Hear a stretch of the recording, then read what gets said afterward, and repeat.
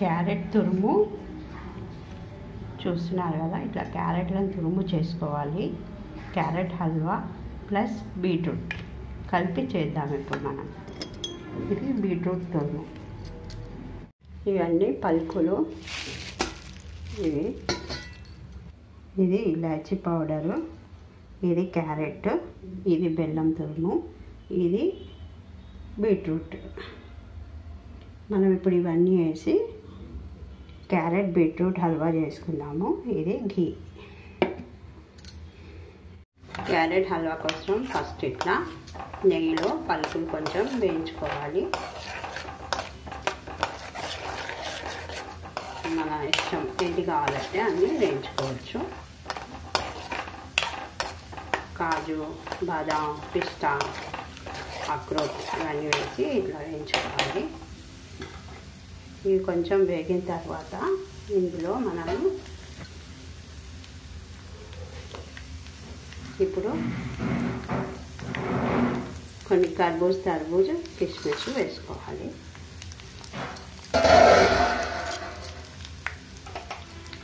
ఎందుకంటే ఇవి పటాపట వేగిపోతుంటాయి కాబట్టి లాస్ట్లో వేసుకోవాలి.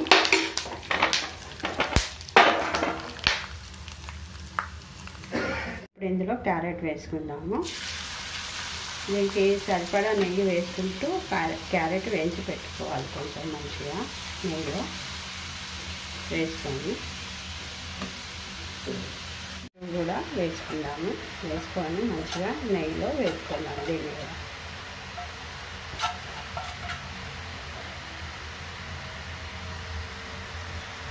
ఇప్పుడు ఇది మంచిగా ఉడికిపోయింది నెయ్యిలో. ఇప్పుడు మనము దానికి సరిపడా బెల్లం వేసుకుంటున్నాము.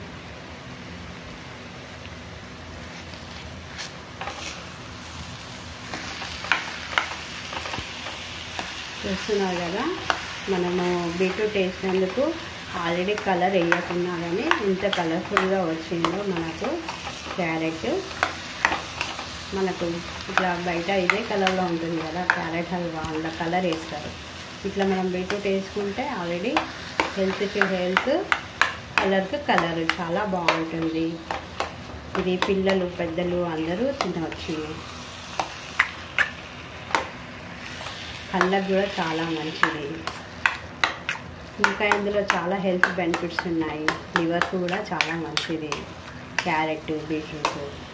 ఇలా అప్పుడప్పుడు సీజన్లో దొరికినప్పుడు చేసుకొని తినాలి. ఎక్కువ మట్టుకు ఇప్పుడు ప్రతి సంవత్సరం పొడవునా దొరుకుతున్నాయి, కానీ ఈ సీజన్లో మాత్రం కొంచెం ఎక్కువ వస్తుంది క్యారెట్, బీట్రూట్.